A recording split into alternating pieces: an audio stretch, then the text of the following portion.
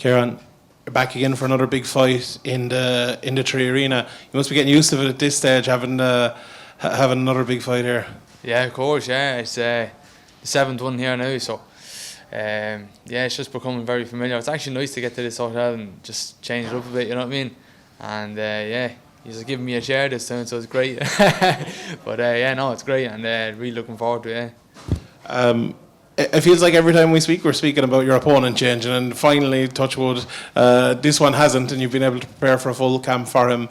How good must that feel to have that only a couple of days out now? Yeah, well, the opponent didn't change, but this is actually a 140 now. So yeah, 10 days out, got the news, but like that doesn't, you know. I was good. I wanted to make the 135, you know, because this is actually the third fight that I haven't fought in a weight class. The Brazilian was 150. The one after that was 148. He didn't make that, so it was basically 150. And then now this one's 140. So yeah, kind of good. I wanted to see how it'd be. You know, I just wanted to make the weight, but like that doesn't matter. You know, it's probably everything happens for a reason. You know what I mean, make the 140, say you feel, and a few adjustments for the next one. So I'm feeling good. Like. Was this the first fight you were going down to 135? Yeah, first fight, yeah. And what was the decision behind that? You were obviously doing undefeated, doing really well at 145. What was the decision to go down to 135? A few things. So first of all, I knew I could make it. Back in November 21, I was like getting really light, and I knew I could. You know, I knew I could make it. You know what I mean? And just, you know, obviously, you know, size myself up to other people and stuff. And I wouldn't have been really like that. But again, that would have been the second reason was. You know, I'm fighting a bigger man every time, and like you can see, it's definitely giving away 10 pounds. I mean, especially the catchweight fights as well. You know what I mean? And I know that the last guy was struggling to make weight, but you know, no one was mentioning that he was fought welterweight and lightweight, and you know, so.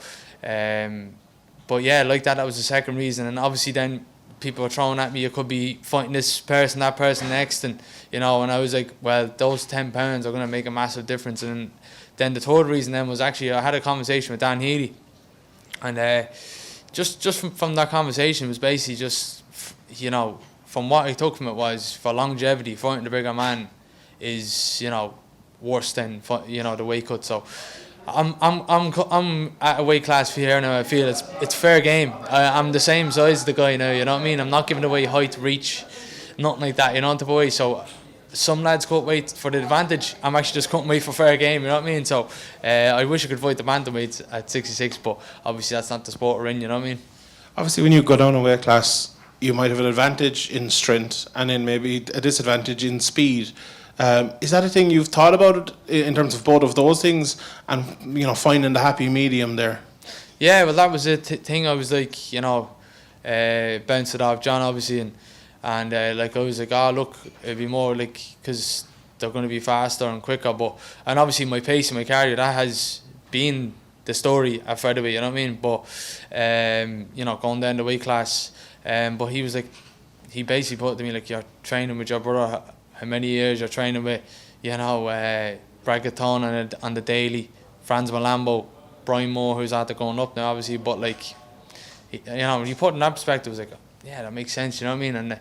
And always feeling good, and like that, I'm training with the best guys in SPG under John and Dave there, so like, yeah, like that, I put it into perspective, so I was like, yeah, happy days. But of course, like, I mean, you have to be aware of that, but as I said, I have the cardio, I have the pace, and yeah, just a few adjustments, and I'm really looking forward to Saturday now at this new weight class.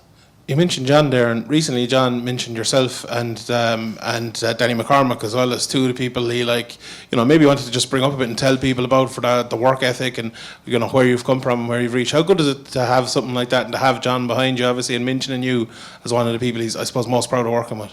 Yeah, it's brilliant. Like, I mean, I don't know, you actually got a clip of me there. It was Andy was interviewing John, and I clipped it all up. It was a good, nice little 3-minute video. I didn't get a chance to post around because I actually didn't see it like a month after. But 2021, I think John said like his greatest win as a gym or a whole or that year, his favourite moments was when I bet Jordan Barton here in the Tree Arena, and that was actually really nice to hear. You know what I mean? And it just goes to show what John does think of me, and like that, John has given me. I really feel he's put me ahead of what, like, you know, he's really, you know. really looked after me, whether it become the sponsorships or opportunities and everything. I really owe John a lot. You know what I mean? And it's great it is, yeah. I don't know if you agree with this, but I was saying on the podcast, I believe it's the last fight of your deal here, and you were kind of talking about, maybe potentially if Bellator doesn't re-sign, or it's a kind of influx of Bellator at the moment that you might have to go to the UFC. I was kind of saying that, the path you're on has been a steady increase, and that it would be, for the kind of future of your career, it might not be detrimental, but it wouldn't be ideal for you to go straight into the UFC. Is that something you think about, kind of building yourself up more and getting yourself more ready, or, if the UFC were to call, would you jump straight at the contract? To be honest, I don't like answering them questions because I have to beat this guy now on Saturday, to be honest. And, I'll be honest, I just can't answer that because I don't know what is going on with Bellator. I'm sure most of us don't. And even speaking to the head lads, they don't know themselves. But all I know is if I fight Saturday, I can't really think about anything after that. I mean, I'd rather be 8-0 having that conversation with you than 7-1, So, and that's the way I'm thinking about it. And yeah, it's very, very hard for me to answer that. I think I'm counting me chickens before they hatch. So it's hard to answer that. I'm sorry, yeah.